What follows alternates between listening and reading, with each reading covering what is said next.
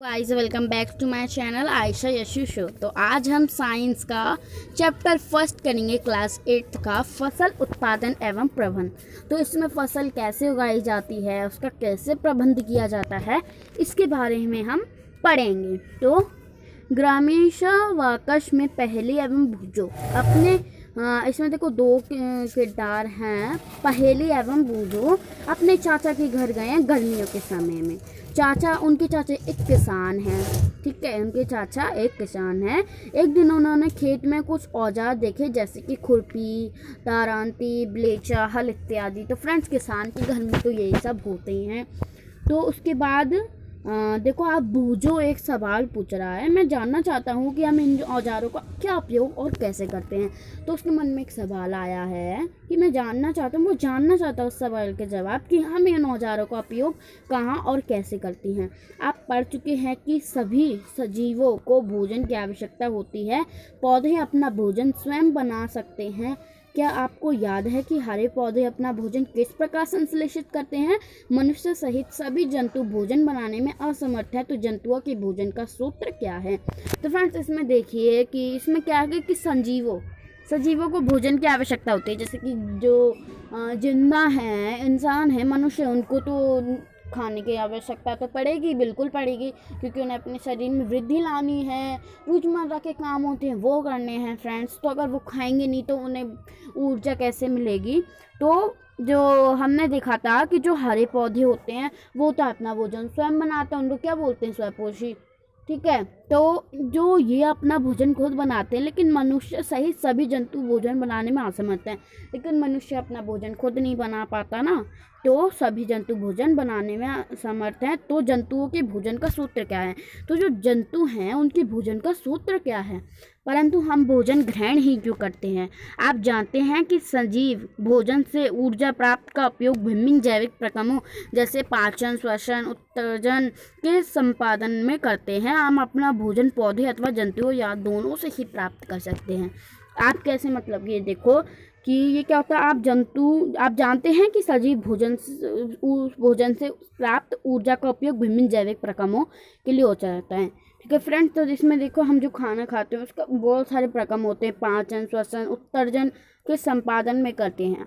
हम अपना भोजन पौधे एवं जंतु दोनों से ही प्राप्त करते हैं। जो जंतु हैं पौधों से कैसे होता है? फल फ्रूट ये होती है ना, इनसे सब्जियां मिलती हैं, फल फ्रूट मिलते हैं। और जो जंतु होते हैं उनसे देखो मांस मिलता है एक तो, और देखो दही हो गया, दूध हो गया, ये भी तो है ना। तो अब देखो नेक्स्ट चलते हैं। क्योंकि हम सभी को भोजन की आवश्यकता होती है, तो ऑलवेज सबको भोजन की आवश्यकता होती है। अतः हम अपने देश के इतने अधिक लोगों को भोजन किस प्रकार उपलब्ध करा सकते हैं? तो इसमें है कि अधिक लोगों को भोजन किस प्रकार उपलब्ध करवा सकते हैं। तो अब देखिए, भोजन का बड़े स्तर पर उत्पादन करना आवश्यक है। यानी अगर किसान सब्जियां नहीं उगाएंगे तो वो क्या खाएंगे? इंसान क्या खाएंगे? तो एक विशाल जनसंख्या को भोजन प्रदान करने के लिए इसका नियमित उत्पादन, उचित प्रबंधन एवं वितरण आवश्यक है। यानी उसके लिए उनको मेहनत तो करनी ही पड़ेगी, खाना तो बनाना ही पड़ेगा। जब जनसंख्या इतना है तो खाना भी तो उसी के मुताबिक होना चाहिए ना। कृषि पद्धतियाँ, तो इसमें देखिए अब हम कृषि पद्धतियाँ देखते हैं। हम लगभग 10 ई पूर्व तक मनुष्य घूमते थे। वह एक स्थान से दूसरे स्थान तक भोजन एवं आवास की खोज में समूह में विचरण करते थे।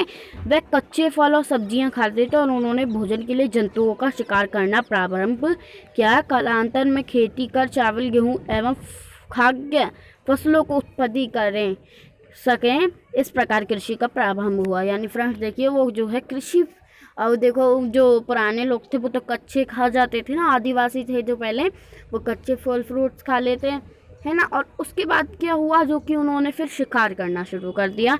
जब एक ही किस्म के पौधों किसी स्थान पर बड़े पैमाने पर उगाए जाते हैं तो इसे फसल कहते हैं। तो फ्रेंड्स, इसमें देखिए, जब एक ही जगह पर एक ही किस्म के पौधे उगाए जाते हैं बड़े पैमाने पे तो उसे फसल कहते हैं। तो उदाहरण के लिए गेहूं की फसल का अर्थ है कि खेत में उगाए जाने वाले सभी पौधे गेहूं के हैं। तो देखिए फ्रेंड्स, अगर वो एक में उगाएंगे, अगर एक एक पूरे खेत में उगाएंगे तो वो अलग अलग थोड़ी ना उगाएंगे, बैंगन ये हो गया, आलू ये हो गया, है ना। तो ये ऐसे तो हो नहीं सकता। तो वो एक ही जगह पे एक ही किस्म की खेती करते हैं, जिसे वो फसल कहते हैं। तो उसके बाद है, उदाहरण के लिए गेहूं की फसल का अर्थ है कि खेत में उगाए जाने वाले सभी पौधे गेहूं के हैं। आप जानते हैं कि फसलें विभिन्न प्रकार की होती हैं, जैसे कि अन्न, सब्जियां एवं फल। जिस मौसम में यह उगाए जाते हैं उसके आधार पर हम फसलों का वर्गीकरण कर सकते हैं। भारत एक विशाल देश है।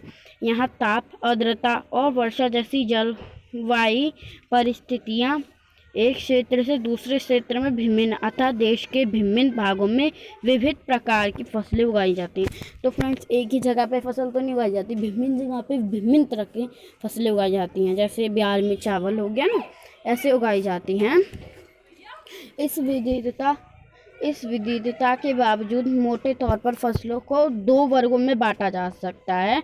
इस प्रकार हैं, ठीक है। तो फसलों को दो प्रकारों में बांटा गया। खरीफ फसल, वह फसल जिन्हें वर्षा ऋतु में बोया जाता है, खरीफ फसल कहलाती है। भारत में वर्षा ऋतु सामान्यतः जून से सितंबर तक होती है। धान, मक्का, सोयाबीन, मूंगफली, कपास इत्यादि खरीफ फसलें हैं। वह फसल जिसे वर्षा ऋतु यानी जैसे बारिश की रूप मतलब जो है बारिश के मौसम में उगाया जाता है, उसे खरीफ फसल कहते हैं। और भारत में जो बारिश का मौसम है वो जून से सितंबर तक रहता है, जिसमें धान, मक्का, सोयाबीन, मूंगफली, कपास इत्यादि खरीफ फसलें हैं, ठीक है। अब नेक्स्ट टॉपिक पे चलते हैं हम, रबी फसल। रबी फसल कैसे होते हैं? शीत ऋतु अक्टूबर से मार्च तक में उगाई जाती है, यानी सर्दियों में जो उगाई जाती हैं फसलें वो होती हैं शीत ऋतु में उगाई जाती हैं। अक्टूबर से मार्च तक में उगाई जाने वाली फसलें रबी फसल कहलाती हैं। गेहूँ, चना, मटर, सरसों तथा अलसी मीन्स में तिल, वाइट तिल होते हैं ना, जो वाइट कलर के वो तिल होते हैं, उनको हम बोलते हैं अलसी। रबी फसल के उदाहरण है। इसके अलावा कई स्थानों पर दालें और सब्जियां ग्रामीण में उगाई जाती हैं, यानी गर्मियों में काफ़ी सब्जियां उगाई जाती हैं जिनको गर्म वातावरण चाहिए होता है फ्रेंड्स। तो अलग अलग जो खेती है, मतलब अलग अलग जो चीज़ें उगाई जाती है वो अलग अलग मौसम में उगाई जाती हैं। तो धान को शीत ऋतु में क्यों नहीं उगाया जा सकता फ्रेंड्स? तो इसमें देखिए, धान को बहुत अधिक पानी की आवश्यकता होती है, अतः इसे केवल वर्षा ऋतु में ही उगाते हैं। फ्रेंड देखिए, इसमें शीत ऋतु आया तो मतलब सर्दियों के में क्यों नहीं उगा सकते इसको? सर्दियों में तो देखो फ्रेंड्स, जब पानी ज़्यादा नहीं होता है ना, तो चावलों को जो है वो पानी ज़्यादा चाहिए होता है। तो धान को बहुत अधिक पानी की आवश्यकता होती है, इसीलिए इसे केवल वर्षा ऋतु में ही उगाते हैं।